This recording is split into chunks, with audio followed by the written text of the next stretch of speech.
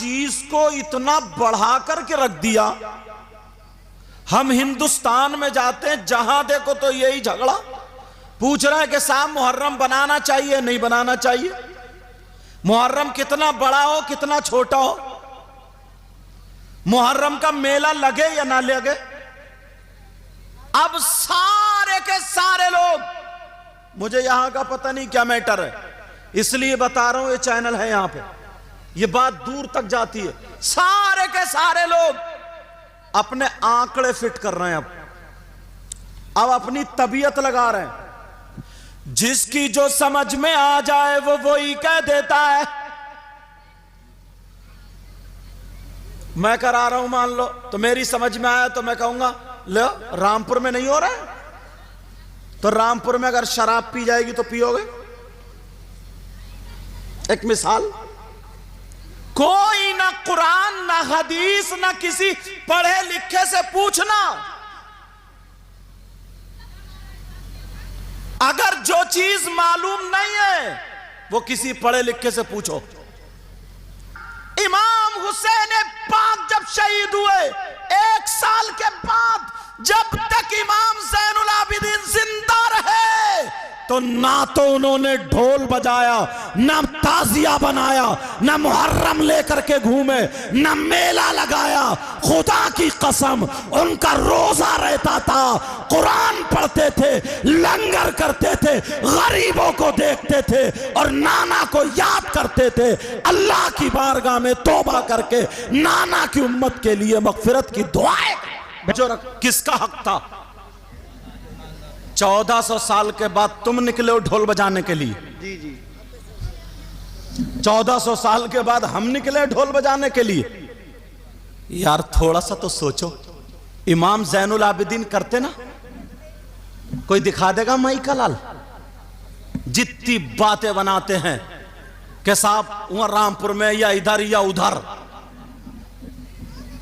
किसी की नहीं चलेगी जब औलाद मौजूद है तो। इमाम ज़ैनुल आबिदीन के बेटे इमाम हुसैन के पोते, जिनका नाम इमाम बाकर, उन्होंने भी ये नहीं किया। और हो तो दिखा दो, चैलेंज कर दियो किसी को भी। बात मैं अब की नहीं कर, उस वक्त की बात कर रहा हूं। चैलेंज कर दियो। प्यारो, ना इमाम जाफर सादिक ने किया, मगर आज लड़ाइयां, झगड़े, खुराफातें। चलो उलमा, कुछ लोग, कुछ उलमा खामोश रहे इस बात पर। तवज्जो रखना, मेरी बात सुन लेना, ये बात बारीक है। ओ बेटा बैठ जाओ, ये बच्चा बैठ जाओ। कुछ उलमा खामोश रहे इस बात पर। किस बात पर उलमा खामोश रहे?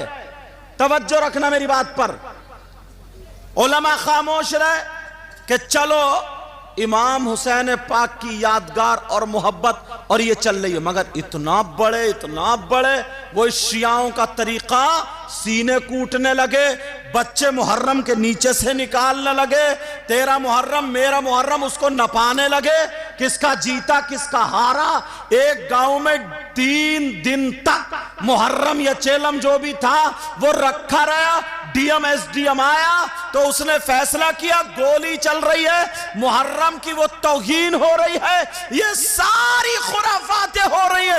इतना बढ़ता चला गया, बिजली के तार काटे जा रहे हैं, कहीं पेड़ काटे जा रहे हैं, कहीं मकान ढाए जा रहे हैं, कहीं अगर किसी की फसल है, मेला लग रहा है तो उसकी फसल को कुचल के फेंक दिया, उसमें आग लगा दी जाती है। इमाम हुसैन पाक इन खुराफातों से कभी राजी नहीं हो सकते।